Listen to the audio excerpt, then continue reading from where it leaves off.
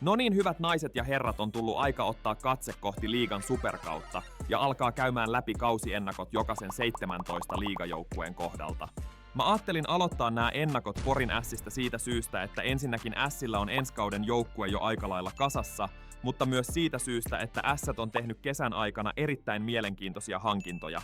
Ässät on ollut nyt 2 kautena peräkkäin varteen otettava pudotuspelijoukkue, joka on pystynyt antamaan haasteen vastustajille, pelaan pitkiä sarjoja ja pysyyn mukana peleissä. Mutta samaan aikaan Ässät ei ole ottanut sitä selvää askelta eteenpäin, ja sen takia matka on päättynyt nyt 2 kaudella peräkkäin jo puolivälieriin, vaikka sarjat on ollut tiukkoja. Edelliskaudella Ässät oli runkosarjassa 7, joka oli hyvä tulos sitä edelliseen kauteen verrattuna, ja suunta näytti olevan oikea. Viime kaudella Ässät oikeastaan jatko siitä, mihin edelliskaudella jäi, ja oli runkosarjassa tällä kertaa 8. Pisteitä tuli 94, eli käytännössä sama määrä kuin edelliskaudella. Sijoitus oli edelleen selkeästi pudotuspelien puolella, ja joukkue- ja pistekeskiarvo oli edelleen hyvä. Mutta fakta on se, että seuraava joukkue, eli Kalpa, oli kuitenkin 10 pisteen päässä. Pudotuspeleissä Ässät osoitti samaa sitkeyttä kuin edellisenä keväänä, kun voitto ekalla kierroksella 5. ottelussa Kiekko Espoosta vei porilaiset Saipaa vastaan puolivälieriin, joka venyi jälleen sinne 7-peliin asti, jonka Saipa lopulta voitti. Eli tiivistettynä Ässät on saanut tulosta, mutta pelillisesti se ei ole vielä näyttänyt sellaiselta joukkueelta, joka pystyisi kunnolla haastaan mitaleista, saati sitten mestaruudesta. Itse veikkasin viime vuoden ennakkovideossa, että Ässät tulee oleen yksi vaarallisimmista joukkueista, jota ei kannata missään nimessä aliarvioida, ja nyt jälkeenpäin voidaan todeta, että Ässät oli aivan alkukauden hyvää virettä lukuun ottamatta jälleen sellainen varma keskikastin joukkue. Pudotuspeleissä tosiaan viime vuoden sama teema näkyy myös tänä keväänä, eli Ässät pystyi pelaamaan kovia sarjoja ja venyttää niitä aina ratkaisevaan otteluun asti, mutta se viimeinen askel jäi taas ottamatta. Tämä pudotuspelin menestys kertoo toki ennen kaikkea sitkeydestä, mutta myös siitä, ettei joukkueen laatu ole ihan riittänyt niillä ratkaisuhetkillä. Ja juuri tästä syystä ensi kausi on Ässien kannalta massiivisen tärkeä, varsinkin kun ensi kaudella pelataan liigapaikasta. Joten otetaan seuraavaksi katse kohti ensi kautta ja lähdetään liikkeelle Ässien kokoonpanosta, eli käydään läpi merkittävimmät lähtijät ja kaikki uudet hankinnat. Käydään eka läpi merkittävimmät lähtijät, ja kaikista merkittävin lähtijä oli Ässien viime kausien kultakypärä, ykkössentteri ja kapteeni Jan-Mikael Järvinen, joka palaa takas kasvattajajoukkueeseen Ilvekseen. Järvisen lähtö on aivan massiivisen iso menetys, koska sen lisäksi, että Järvinen on tehnyt kovia tehoja, niin Järvinen on ollut nyt 4 vuoden ajan luomassa Porissa tätä nykyistä joukkuetta ja kulttuuria. Järvinen kerkesi pelaan pitkän ja menestyksekkään uran Ässissä, ja Järvisen kaltaisen johtajan ja pistemiehen lähteminen jätti todella ison lovin paikattavaksi. Järvisen lähdön myötä yksi aikakausi tulee tietyllä tapaa päätökseen, koska Järvinen jätti merkittävän vaikutuksen koko joukkueen kulttuuriin ja tekemiseen. Muita merkittäviä lähtiöitä oli muun muassa Dylan Fabre, joka siirtyi Tapparaan ensi kaudeksi ja jonka lähtö vie hyökkäyksestä pois taitoa ja tulivoimaa. Fabre on pelaaja, joka pystyy tuomaan yksilötaitoa ja ratkaisukykyä, ja kun Ässien yksi isoimmista kysymyksistä on muutenkin se, että riittääkö kärjen laatu, niin tällainen menetys tuntuu huomattavasti. Puolustuksesta Kasper Puution siirtyminen IFK:hon ja Valtteri Viljasen siirtyminen Sporttiin vaikutti eniten Ässien puolustuksen kiekolliseen laatuun ja syvyyteen. Lisäksi Oskar Nilssonin eläkkeelle jääminen vei joukkueesta kokemusta. Maalivahtiosastolta Filip Lindbergin lähtö Slovakiaan muutti myös asetelmia, mutta Lindbergin tilalle löytyi korvaaja aika nopeasti. Eli kokonaisuutena Ässät menetti kokemusta, kiekollista osaamista, hyökkäyksen ratkaisukykyä ja maalivahtiosaston varmuutta. Paikattavaa oli siis jonkun verran ensi kaudelle, joten käydään seuraavaksi läpi, että minkälaisia hankintoja Ässät on kesän aikana tehnyt. Merkittävin hankinta kesän aikana on ollut kanadalaislaituri Simon Pinard, joka saapuu Ässiin 1 vuoden sopimuksella. Pinard on tehnyt ECHL:ssä viime kausilla todella kovia tehoja ja teki viime kaudella 70 peliin 73 tehopistettä. Ässien urheilujohtaja Jarno Kultanen kehu Pinardin vahvoja hyökkäyspeliaisteja ja 2 suunnan peliä. Pinardin hyvä laukaus ja 2 suuntaan pelaaminen lupaa paljon tehoja, mutta onnistuminen liigassa on epävarmaa. Pinard hankittiin varmaankin Fabren tilalle, ja ainakin paperilla Pinard näyttää paremmalta. Pinardilla on iso potentiaali onnistua, mutta voi vaatia ensin aikaa tottua liigaan. Uusi hankinta on myös kokenut ruotsalaishyökkääjä Carl Klingberg, joka siirtyi Ilveksestä 2 vuoden sopimuksella Ässiin. Viime kaudella Klingberg teki 30 otteluun 12 tehopistettä, ja Jarno Kultanen kehu Klingbergiä johtavaksi voimahyökkääjäksi, joka on fyysinen ja vaarallinen maalin edessä. Klingberg tuo Ässiin kokoa, kokemusta ja suoraviivaisuutta ja voi olla hyödyllinen pudotuspelityyppinen hyökkääjä. Toki odotuksena ei ole, että Klingberg tulisi tekemään mitään massiivisia tehoja, mutta tämä oli Ässiltä tällainen varma lisäys hyökkäykseen varsinkin pudotuspelejä ajatellen. Sitten on Kiekko Espoon entinen kanadalaissentteri Cameron Hillis, joka liittyi Ässiin 1-vuotisella sopimuksella. Hillis teki Espoossa viime kaudella 60 otteluun 30 tehopistettä, ja Kultanen kuvaa Hillistä tavoitteelliseksi pelaajaksi, jolla on hyvä pelikäsitys ja kyky tuottaa tulosta.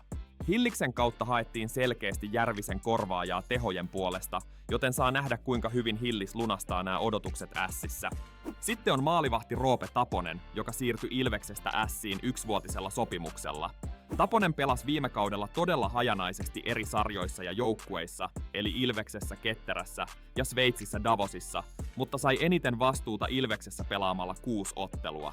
Taponen hankittiin Ässiin korvaamaan Lindbergin jättämää paikkaa, eli kakkosmaalivahdin roolia.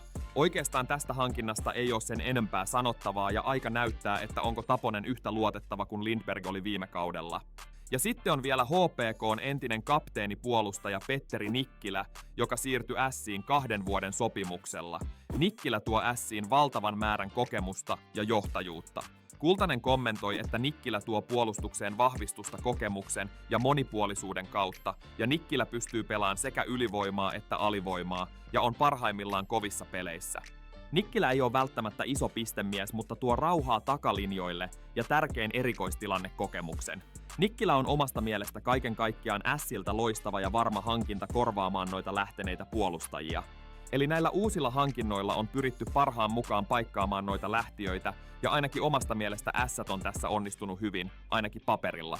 Kokonaisuutena Ässien ensi kauden joukkue näyttää siis tältä, eli hyökkäyksen osalta Ässät näyttää leveältä, mutta ei omasta mielestä välttämättä tarpeeksi terävältä.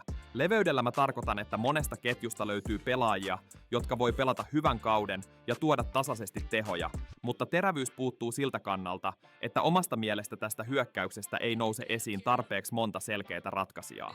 Omasta mielestä Hillis ja Pinard on niitä pelaajia, joilla on potentiaalia nousta parhaiten esiin, mutta muuten tästä hyökkäyksestä löytyy myös monta 2 tai 30 tehopisteen miestä. Ässien puolustus on vähän samantyyppinen kokonaisuus, eli se ei näytä huonolta, ja pakistossa on kokemusta, kokoa ja kiekollisuutta. Mutta jos tätä verrataan liigan kärkijoukkueisiin, niin kysymys herää, että onko Ässillä tarpeeksi puolustajia, jotka pystyy pelaamaan tarpeeksi korkealla tasolla. Totta kai muun muassa pelaajat kuten Nikkilä ja Määttä nousee esille parhaiten tästä pakistosta, mutta monella muulla puolustajalla on paljon todistettavaa ensi kaudella. Maalivahtiosasto sen sijaan on Ässien yksi isoimmista vahvuuksista. Bednar todisti viime kaudella moneen otteeseen, että pystyy pitämään Ässiä pelissä mukana ja oleen se voittava ykkösmaalivahti, mitä joukkue tarvitsee. Toki pudotuspeleissä Bednarin taso laski pikkasen runkosarjaan nähden, mutta kokonaisuutena Bednar on riittävällä tasolla. Taponen tulee oleen hyvä kakkosmaalivahti, joka tulee pelaan suunnilleen 20-30 peliä, riippuen toki suorittamisesta. Jarno Pikkarainen jatkaa päävalmentajana nyt 3. kautta, ja valmennukseen on tullut yksi muutos kesän aikana, kun Hannes Hyvönen liittyi Tepsin junnuihin ja tilalle palkattiin Ilveksessä viime kaudella apuvalmentajana toiminut Kari Kalto. Ja myös Ässien pitkäaikainen maalivahtivalmentaja ja joukkuejohtaja Jaakko Rosendahl lähti joukkueesta ja tilalle nostettiin Ässien junnuista Jussi Härkönen. Kokonaisuutena toki on sitä mieltä, että Ässät näyttää ainakin paperilla hyökkäyksen kannalta paremmalta ensi kaudella kuin viime kaudella näiden uusien hankintojen myötä. Toki pakistosta lähti aika monta tärkeää palasta, mutta jos Bednar jatkaa samalla vireellä, niin tän ei pitäisi olla ongelma. Mutta mitkä on sitten Ässien vahvuudet, riskit ja realistinen sijoitusarvio ensi kaudelle? No jos lähdetään vahvuuksista liikkeelle, niin Ässien isoin vahvuus on se, että joukkueen runko pysyy aika hyvin kasassa viime kaudelta. Yksi vahvuus myös ensi kaudella tulee oleen joukkueen sitkeys, mitä me ollaan viime kaudet nähty. Ässät pystyy puolustamaan kurinalaisesti, pysyyn peleissä mukana ja tekeen vastustajan pelistä todella vaikean. Ässien vahvuus tulee oleen myös ensi kaudella maalivahtipeli, jos Bednar jatkaa samalla tasolla, ja jos ottelut tulee oleen samanlaisia maalinpelejä mitä viime kaudella, niin niissä Bednarin rooli nousee isosti esiin. Sitten riskit, ja suurin riski on se, että Ässät ei ota sitä askelta eteenpäin, vaan jää paikalleen. Superkaudella keskikasti kovenee huomattavasti, kun Jokerit tulee mukaan, ja moni seura panostaa entistä enemmän. Eli Ässät voi olla suunnilleen yhtä hyvä kuin viime kaudella, mutta jos muut joukkueet ottaa isompia askeleita eteenpäin, niin Ässien sijoitus voi pudota. Toinen riski liittyy väistämättä uusiin hankintoihin. Pinard, Hillis ja Klingberg voi nostaa hyökkäyksen tasoa, mutta nämä pelaajat ei ole satavarmoja onnistujia, joten aika näyttää kuinka näiden hyökkääjien peli alkaa kulkemaan.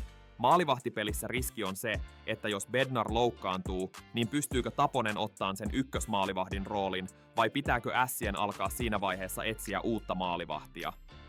Mutta mikä on sitten Ässien ensi kauden oikeasti realistinen sijoitusarvio? No oma veikkaus tällä hetkellä on se, että Ässien sijoitus on sitä samaa luokkaa mitä viime kaudellakin, eli mä laitan Ässät sijalle 7. Mutta mitä mieltä te ootte? Pystyykö Ässät ottaan ensi kaudella askeleita eteenpäin vai jämähtääkö se jälleen keskikastiin? Jätä alas kommenttia. Kerro myös kommenteissa, että mistä joukkueesta mun pitäisi tehdä seuraava kausiennakko. Kannattaa käydä liittymässä meidän Discordiin videon kuvauksessa olevasta linkistä. Arvostaisin myös, jos pistät kanavan tilaukseen ja jätät videolle tykkäyksen. Kiitos katsomisesta.